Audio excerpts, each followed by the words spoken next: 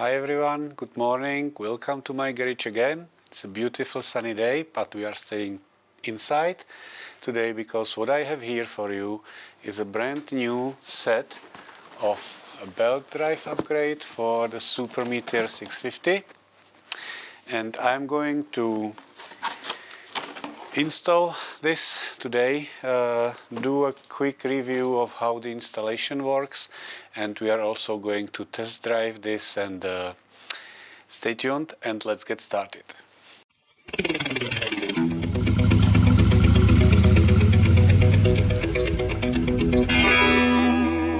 For all of you interested, you can get this in an e-shop called the RS Tech. I'll put the link to the description. The communication with Robert was pretty straightforward. The package arrived to Czech Republic, to Europe in, I would say, 10 days. Customs clearance was okay. The instruction for fitting came by email, and this is what was included in the package. So it's a front pulley, the belt itself is here, the rear wheel, and the tension tool for setting the correct tension of the belt once the belt's installed on the bike. It should all take maybe 2 hours, and I'll probably do the installation in parts, and I'll comment each part so that you know what the process looks like, how it looks like, how long does it take, and we'll see how it goes. Attention, spoiler. This was filmed after I did the whole installation and almost at the end of finishing the video, and I decided to tell you, be sure to watch this till the end, because at the end I'm going to show you a trick, simple trick that will shorten the installation for you significantly, so wait till the end.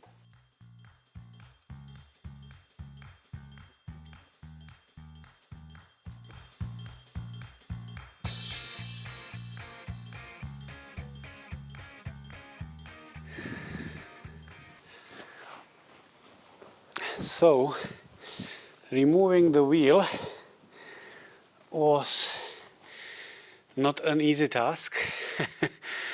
I wouldn't like to do it in rain somewhere on the road. So basically, what have we done so far was remove the front sprocket cover, remove the chain cover, remove the rear wheel, and we are ready for replacement.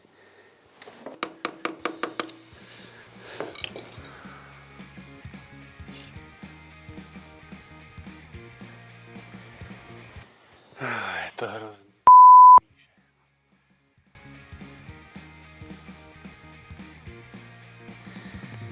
Now we have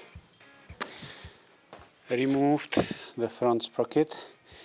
I used the torque power gun and it went pretty well. Other than, I think you should do it while the rear wheel is still on if you need to use brakes.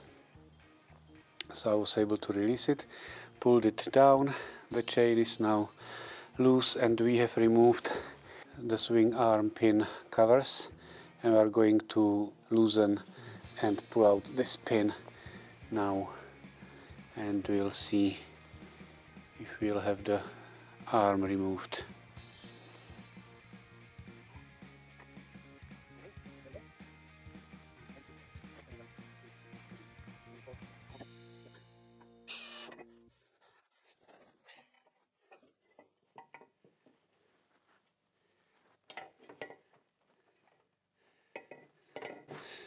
Okay, there we go. I will not pull it out completely. It's holding on some hoses for the rear brake, so this will have to do it. And if you wanna have a look how it looks like from behind, this is it.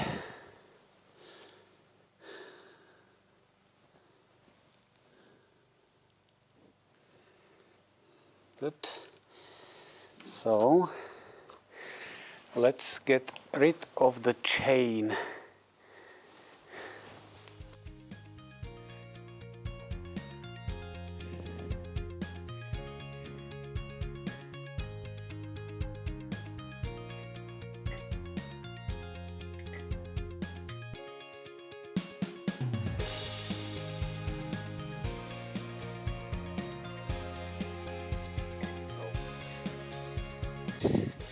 There it is.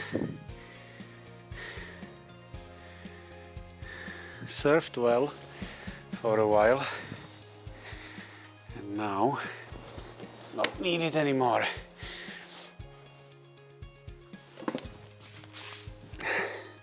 Next step is I'm going to do a proper cleanup, because all the area is covered with a mess from the loop from chain, so we're going to take our time and clean this so that we install the rest of the equipment in a clean environment.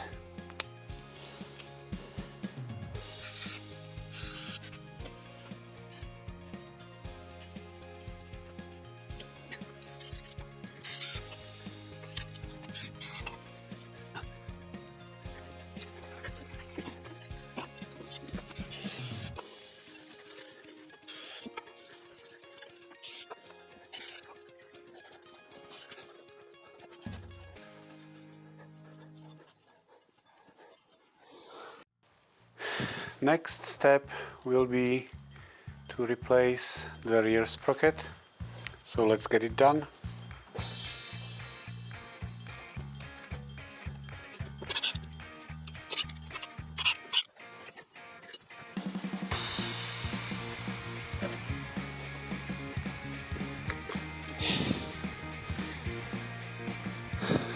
Robert recommends changing these carriers, the rubber ones, but since I've only ridden 6,000 kilometers, I don't think they need change, and I'll also not change the bearings in the rear wheel. I'll just give it a brief cleanup and put it all back together. I'll show you there is a bit of wear on the rubber carrier, so I found this on the metal part of it. Royal Enfield recommends replacing this in 20,000 kilometers, so I think it might be the case that these will need to be changed in a year or two, depending on how much you ride, but I don't want to wait. Even if I ordered a replacement part, I don't want to wait for a new one, so I'll just keep it as it is for now. And yeah, that's basically what I'm going to do now. There we go, installing the rear sprocket. The flange should face outwards, away from the wheel, whereas the front one should face inwards to the engine. Recommendation is to use washers, so that's what we are going to put in. And just to make sure, I'll put some blue Loctite on the pivots.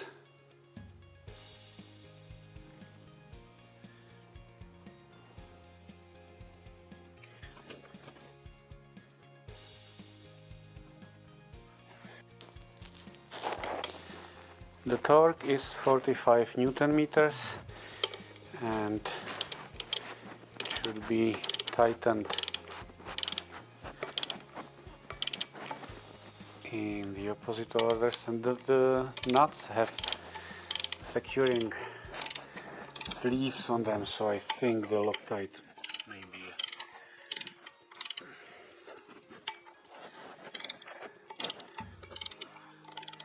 not 100% necessary. It won't harm.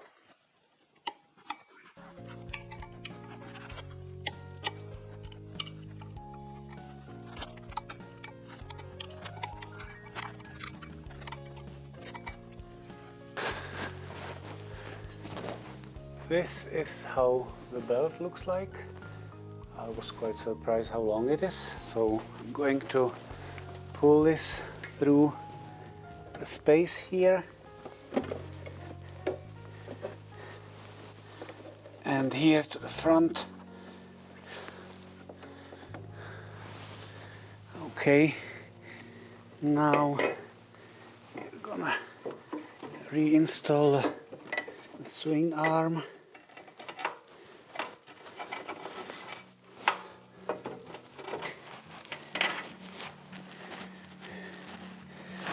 Good, there we are.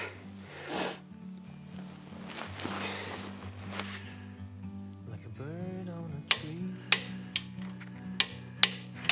I'm just sitting here.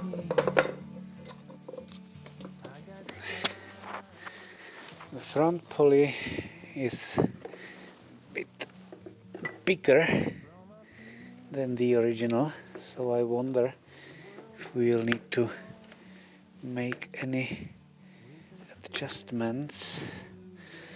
Probably need to bend this wire clip. So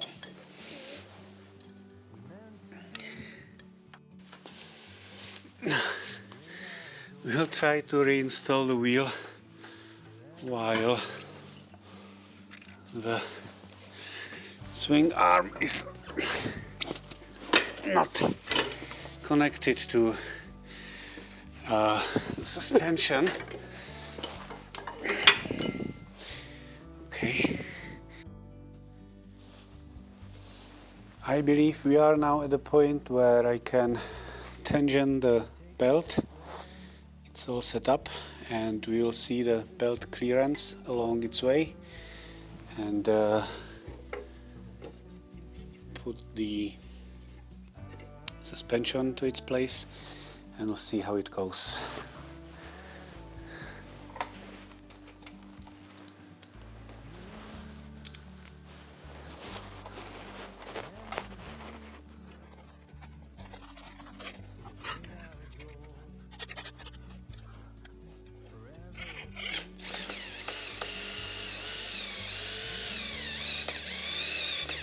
It's the next day. I had to take a break in the construction or in the mounting, and I've been doing this for the past hour and a half or so because the setting and tension adjustment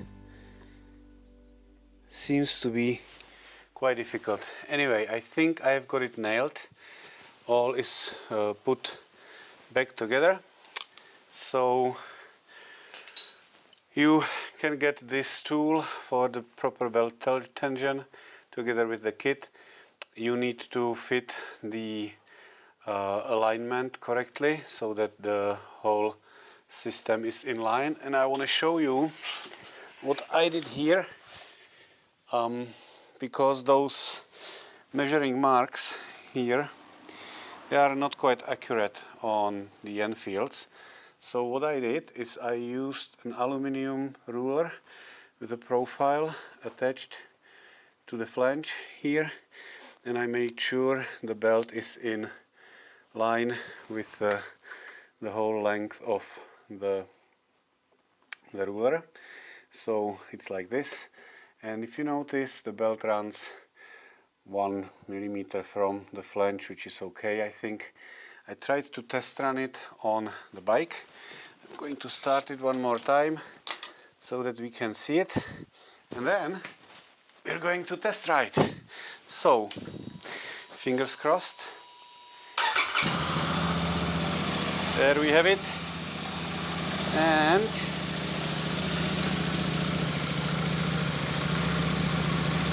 let's try to test run it carefully on the bike. Looks like it's working. There's a bit of movement in the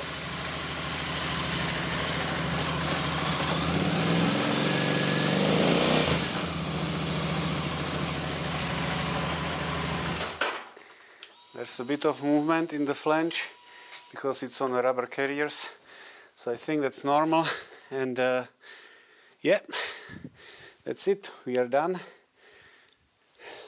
Let's go to see how it behaves on the go. Okay, so this is basically a test ride of the new Super Meteor with a belt drive conversion kit. So far I'm just driving slowly, trying to check the belt if it behaves correctly. It looks like it does. It's sitting on the rear pulley quite firmly, running 1 millimeter from the flange, so according to the manufacturer it's okay. If I shall conclude this, I don't know how this will behave in the longer term, but I'm looking forward not to have to adjust the chain and lubricate the chain anymore. If the belt lasts as it was promised, then I would be happy. So that's it. We are back from the test ride now. I would just like to conclude one more time and show you what needs to be done when replacing the chain system for the belt drive systems. First thing to do is you remove this cover of the front sprocket. There's a securing washer which you have to bend away so that it doesn't hold the nut, and either use torque pistol or breaker bar. You need to step on the brakes and release the nut. It's a standard right hand turned thread. Then you need to remove the rear wheel. The problem is that at Super Meteor you have to remove the left muffler so that you can pull this axle out, and even then there was quite a bit of fight to get the wheel out. So probably when I'm doing this next time, when I need to take the wheel off, I will just release these bolts straight away so that the swing arm drops down. Clearance for me to remove the wheel. You then basically need to remove these covers, loosen the swing arm axle, take that away, the axle drops down. You can remove the chain. You could do it even without that, but there's not enough clearance here and you will not get the chain out of the bike, so that's why you need to remove this.